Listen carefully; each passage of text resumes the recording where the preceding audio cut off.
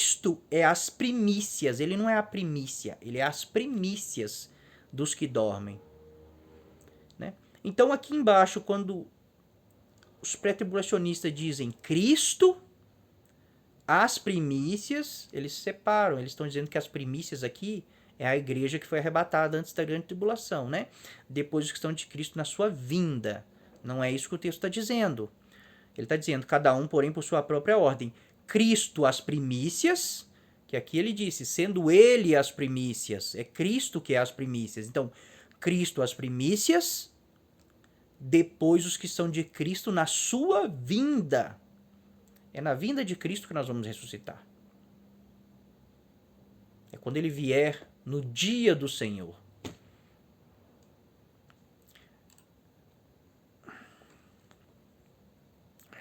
Então, todos esses textos que eu li são textos que os pré-tribulacionistas distorcem para tentar achar na Bíblia um arrebatamento secreto, que não existe. Tá? Então agora eu vou começar a ler os textos do arrebatamento. Mateus 24, lá está claro o arrebatamento. Depois da tribulação daqueles dias, o sol escurecerá, a lua não dará o seu brilho, as estrelas cairão do céu, os poderes do céu serão abalados. E então aparecerá no céu o sinal do Filho do Homem. Aquilo é o arrebatamento. Mas as pessoas distorcem. Não, aquilo foi dito para judeus. Então, é só judeus que vão entrar que estão na graça. Porque tudo foi dito para os judeus. Né? Paulo, em 2 Tessalonicenses, ele diz assim: e a vós outros, que sois atribulados. Tessalonicenses é uma igreja de gentios, não são judeus. A vós outros que sois atribulados, há alívio juntamente conosco. Quando? Ele vai falar aqui, quando que a igreja vai ter alívio juntamente com Paulo? Né? Quando? Quando do céu se manifestar o Senhor Jesus. Como que ele vai se manifestar? Secretamente? Aí Paulo vai falar, com os anjos do seu poder, em chama de fogo, tomando vingança contra os que não conhecem a Deus e contra os que não obedecem ao evangelho de nosso Senhor Jesus Cristo. Então Paulo está falando, quando nós vamos ter alívio? Vocês estão sendo atribulados, igreja de Tessalônica. Vocês vão ter alívio juntamente conosco, todos nós, toda a igreja vai ter alívio junto. Quando? Quando do céu se manifestar o Senhor Jesus. Como? Secretamente? Não. Com os anjos do seu poder em chama de fogo, tomando vingança contra os que não conhecem a Deus e contra os que não obedecem ao evangelho do nosso Senhor Jesus Cristo.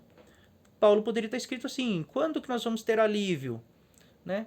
Quando o Senhor Jesus vier secretamente e nos levar para a sua glória. Né? Mas não é isso que Paulo está falando. Paulo está falando que nós vamos ter alívio quando se manifestar o Senhor Jesus com os anjos do seu poder em chama de fogo. E lá em Mateus 24, Jesus disse isso. Jesus disse assim, então aparecerá no céu o sinal do Filho do Homem, todos os povos da terra se lamentarão e verão o Filho do Homem. Ou seja, quando se manifestar, Paulo está falando, se manifestar o Senhor Jesus, né? Verão o Filho do Homem vindo sobre as nuvens do céu, com poder e muita glória. E ele enviará os seus anjos. É o que Paulo está falando.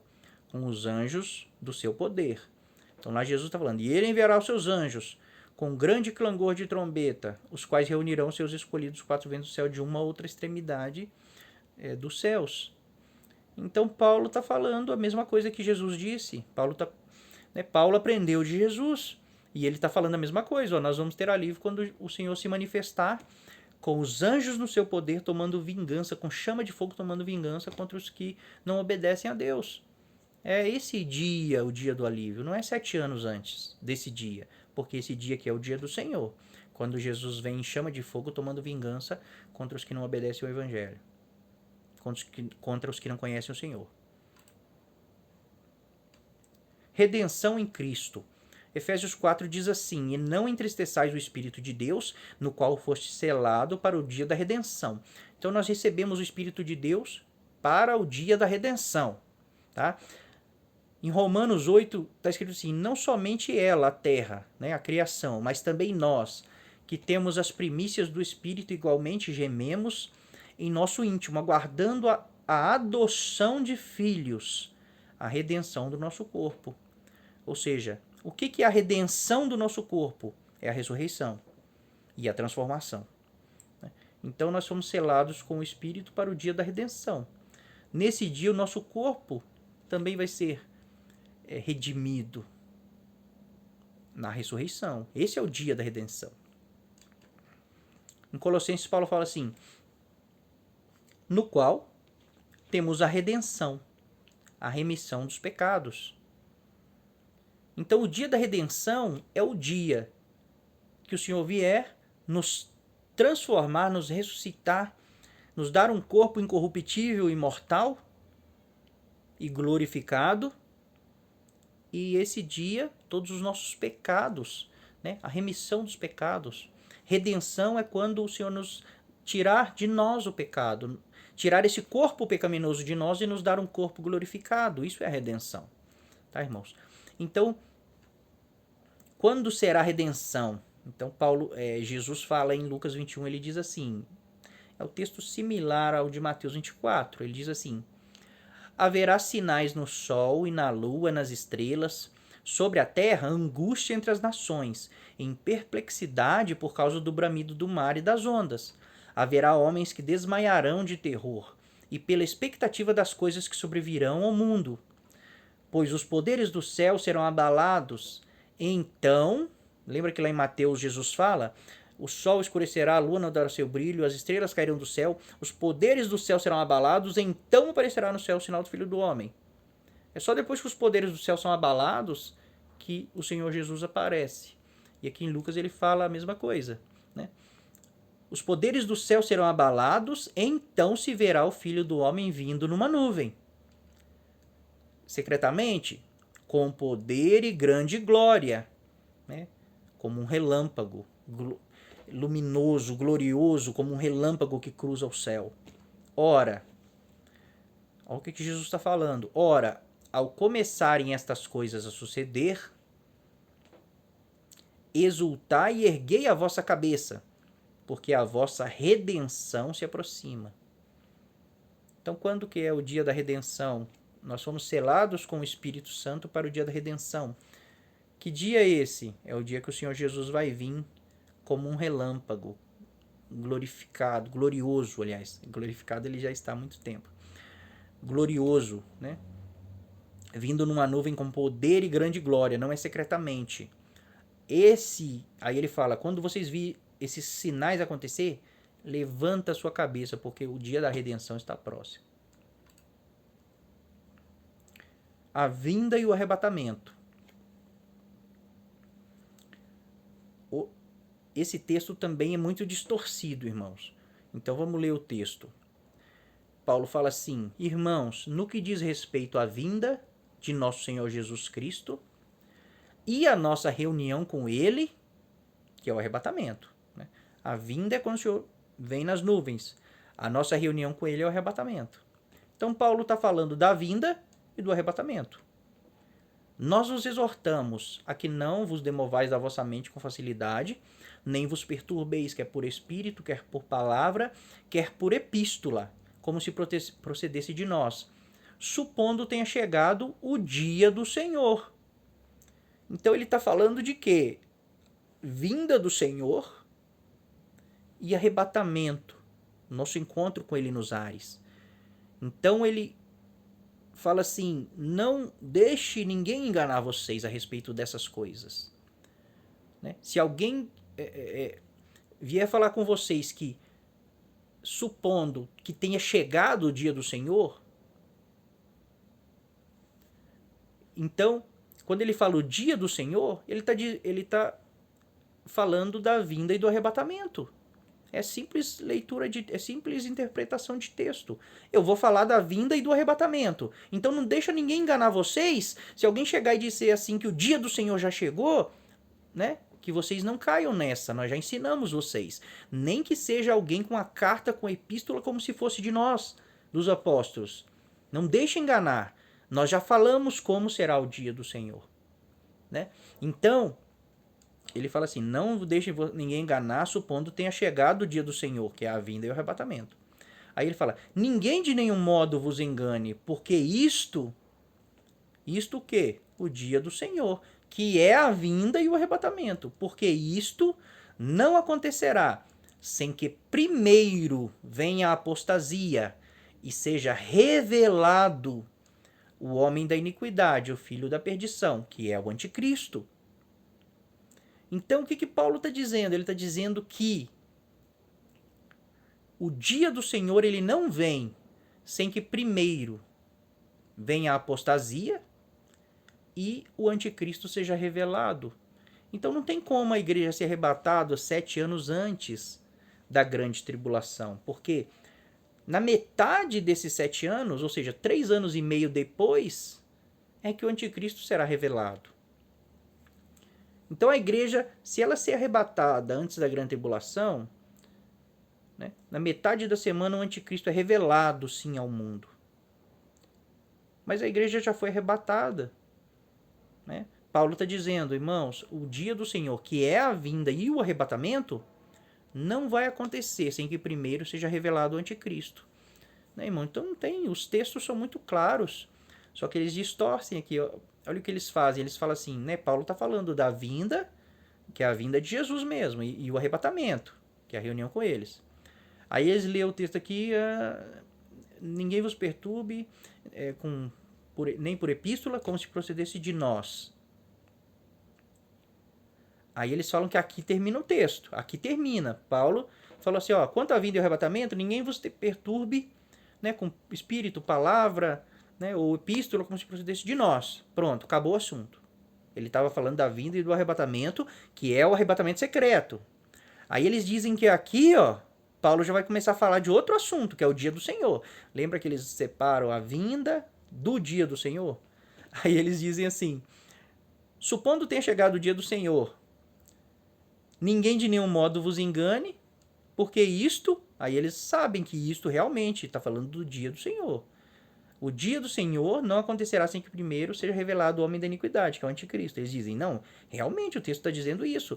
Só que aqui em cima Paulo está falando de uma coisa, é a vinda e o arrebatamento. A partir daqui do dia, a partir daqui ele já está falando de outra coisa, já é o dia do Senhor, é depois da grande tribulação. Né, irmãos? Mas se nós lemos o texto, se você pegar o texto, não tem nem divisão, não tem nenhum ponto aqui, o ponto é depois do dia do Senhor. Paulo fala assim, ninguém de nenhum modo vos engane, por espírito, por palavra, né, por epístola, como se procedesse de nós, supondo ter chegado o dia do Senhor, é o mesmo assunto, não mudou de assunto.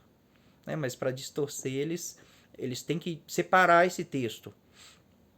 Eles têm que separar, porque senão fica muito claro que a igreja não será arrebatada antes do anticristo ser revelado.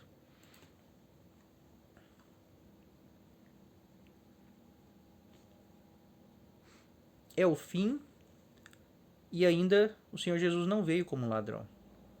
Em Apocalipse 16 é o contexto, né, já do fim, já as taças da ira estão sendo derramadas, já é o fim da grande tribulação, já é o finzinho da grande tribulação. Né? O anticristo está reunindo todo o povo para a batalha do Armagedon contra Cristo e a igreja. E Jesus fala assim, eis que venho como vem um ladrão. Bem-aventurado aquele que vigia e guarda suas vestes, para que não ande nu, e não se veja a sua vergonha. Né? Então, Jesus não veio há 7 anos atrás. Antes da grande tribulação, ele não veio ainda. A primeira ressurreição. Apocalipse 20 fala assim, vi também tronos, e neste assentaram aqueles a quais foi dado a autoridade de julgar. Vi ainda a alma dos decapitados por causa do testemunho de Jesus, bem como por causa da palavra de Deus. Tantos quanto não adoraram a besta, nem tampouco a sua imagem, não receberam a sua marca na fronte e na mão. E viveram e reinaram com Cristo durante 1000 anos. O restante dos mortos não reviveram até que se completassem os 1000 anos. Esta é a primeira ressurreição. Então, Cristo é as primícias dos mortos, né? Ele ressuscitou primeiro. Mas aqui está falando que essa é a primeira ressurreição. Por quê? Está falando de ressurreição dos homens, da humanidade. Então existem 2 ressurreições. A primeira e a segunda. A primeira será no início do milênio, quando Cristo vem para estabelecer o milênio. A segunda é depois do milênio, quando Deus vem e todos vão ressuscitar para serem julgados. Então todos vão ressuscitar na segunda ressurreição. É uma ressurreição universal. Mas a primeira ressurreição são os de Cristo, né? Cristo as primícias, depois os que são de Cristo na sua vinda. Então essa aqui é a primeira ressurreição. Não, opa, pulou. Não houve outra ressurreição antes dessa. Uma ressurreição de homens, né? De povos. Não houve ainda. E Cristo está falando que essa é a primeira ressurreição. Mas vê quem está ressuscitando aqui, ó, né? Vi os que foram decapitados por causa do testemunho de Jesus, bem como por causa da palavra de Deus, tantos quanto não adoraram a besta. Vê que na primeira ressurreição está ressuscitando pessoas que não adoraram a besta. E a besta, ela aparece né, depois da metade da grande tribulação, da tribulação, né, que é a grande tribulação. É só lá que a besta aparece, né, que a besta é manifesta. Nem tampouco a sua imagem, né? A imagem da besta é estabelecida lá também. E não receberam a marca na fronte nem na mão. Então essas pessoas passaram pela grande tribulação. Eles enfrentaram a besta, enfrentaram o anticristo, né? Eles não negaram o Senhor, eles morreram por causa disso durante a grande tribulação. Então a igreja não foi arrebatada antes da grande tribulação. A igreja não ressuscitou e foi arrebatada antes da grande tribulação. Por quê? Porque para ter arrebatamento tem que ter ressurreição, né? Então, se essa aqui é a primeira ressurreição, e quem está ressuscitando na primeira ressurreição passou pela grande tribulação, então não teve outra ressurreição antes. Senão essa não seria a primeira, seria a segunda. Não teve uma ressurreição antes de se manifestar a besta, a marca da besta, né, o anticristo. Não teve uma ressurreição. Então a igreja vai passar pela grande tribulação, sim. As bodas do Cordeiro. A teoria deles é que a igreja vai ser arrebatada 7 anos antes, né, antes de começar a grande tribulação, a igreja é arrebatada. Depois tem 7 anos que é a tribulação. E a teoria é que a igreja vai estar esses 7 anos nas bodas com Jesus, enquanto a terra está passando a grande tribulação. Mas quando nós vamos ler o texto de Apocalipse 19, está escrito assim: alegremos. Apocalipse 17 e Apocalipse 18 mostra a queda da grande Babilônia, né? Então, o sistema, a grande Babilônia acabou de cair, já no fim da grande tribulação. Já é o fim, o Senhor Jesus já está vindo, né? É o fim do Apocalipse. Alegremos, exultemos e demos-lhe glória, porque são chegadas as bodas do Cordeiro, cuja esposa a si mesma já se ataviou, pois lhe foi dado vestir-se de linho finíssimo, resplandecente e puro, porque o linho finíssimo são os atos de justiça dos santos. Então, depois que a grande Babilônia cai, que é no fim da grande tribulação, que é, né, ela cai ali durante a grande tribulação, começa a cair, ela cai no fim da grande tribulação, aí sim os céus se alegram e dizem, porque são chegadas as bodas do Cordeiro. E a igreja, né, a esposa, a noiva já se preparou, foi vestida de linho finíssimo, resplandecente e puro. E lá em Apocalipse 19, nós vemos o texto que fala assim: viu o céu aberto e eis um cavalo branco, seu cavaleiro se chama Fiel Verdadeiro, julga e peleja com justiça. Os seus olhos são chamas de fogo, na sua cabeça há muitos diademas, tem um nome escrito que ninguém conhece, não ele mesmo. Está vestido com um manto tinto de sangue. E o seu nome se chama o Verbo de Deus. E seguiam-no os exércitos que há no céu, montando cavalos brancos, com vestiduras de linho finíssimo, branco e puro. Então isso aqui é a igreja, vestiduras de linho finíssimo, branco e puro. Foi-lhe dada vestir de linho finíssimo, resplandecente e puro. É a igreja que está vindo com o Senhor Jesus. E eles estão vindo para as bodas. Eles não estão vindo das bodas. A igreja acabou de encontrar com o Senhor nas nuvens.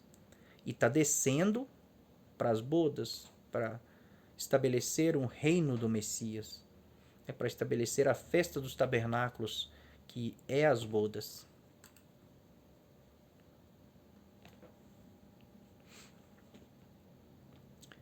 Apocalipse 17 está escrito assim, ó: pelejarão eles contra o Cordeiro. Eles quem? A besta, os 10 reis, os 10 chifres, né? O anticristo. E o Cordeiro os vencerá, pois é o Senhor dos senhores e o Rei dos reis. Vencerão também os chamados eleitos e fiéis que se acham com ele. Está vendo que a igreja está com o Senhor Jesus? na batalha contra a besta e o falso profeta, né? Contra o anticristo, contra os 10 reis, a igreja está com o Senhor Jesus. Nós vemos a igreja descendo lá em Apocalipse 19, né? O Senhor Jesus montado num cavalo branco e a igreja descendo também montada em cavalos brancos. Em Joel 2, também tem um texto que mostra esse dia, a igreja descendo para batalhar contra o reino da besta. Está escrito assim: dia de escuridade e densas trevas, dia de nuvens e negridão, como a alva por sobre os montes, assim se difunde um povo grande e poderoso. Ou seja, eles estão vindo do céu, das nuvens, por sobre os montes. E eles vêm em luz como a alva, né? Os primeiros raios de luz do sol. Qual desde o tempo antigo nunca houve, nem depois dele haverá pelos anos adiante, de geração em geração. Ou seja, esse povo que está vindo é tão poderoso, nunca houve um povo poderoso como eles e nunca haverá outro povo mais poderoso que eles. Para sempre, de geração em geração. A sua aparência é como de cavalos e como de cavaleiros. Né? Apocalipse 19, a igreja descendo montada em cavalos brancos. Assim corre estrodeando como carros, vem saltando pelo cimo dos montes, crepitando como chama de fogo, que devoram restolho. 2 Pedro 3,10. O dia do Senhor vem, né, com chama de fogo abrasando, os elementos se derreterão. Como um povo poderoso posto em ordem de combate, diante deles tremem os povos. Todos os rostos empalidecem. Correm como valentes, como homens de guerra sobem muros. Cada um vai no seu caminho, não se desvia da sua fileira.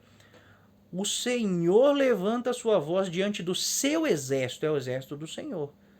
São os eleitos e fiéis que descem com Cristo, que pelejam contra a besta, né, e os 10 reis e vencem. Porque muitíssimo grande é o seu arraial, porque é poderoso quem executa suas ordens. Ou seja, esse povo que executa as ordens do Senhor, que é o exército do Senhor, é poderoso. Por quê? É um povo glorificado. Eles são como os anjos agora. Sim, grande é o dia do Senhor e muito terrível. Quem o poderá suportar? Então nós vemos que a igreja vem sim com o Senhor para a batalha. Né? Esse é o dia do Senhor. E é depois da grande tribulação e depois dessa batalha, aí sim se inicia o milênio, que é as bodas. As bodas é o milênio, que também é a festa dos tabernáculos. Enfim.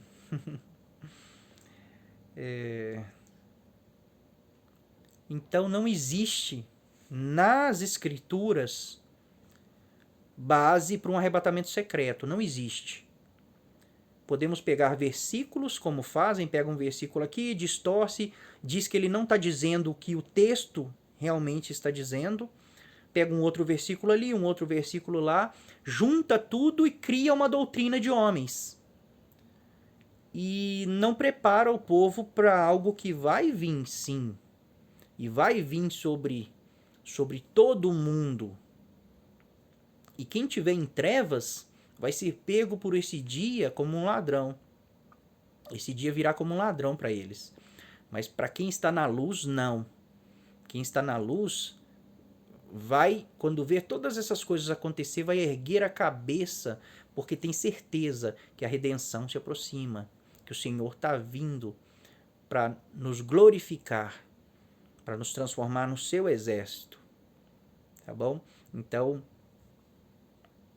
isso é arrebatamento, isso é ressurreição. Quando nós falamos de ressurreição, falamos de arrebatamento.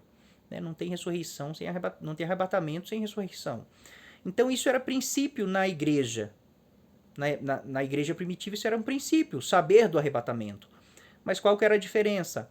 Né? Lá o apóstolo Paulo, o apóstolo Pedro chegava e falava assim, ó, o arrebatamento é assim.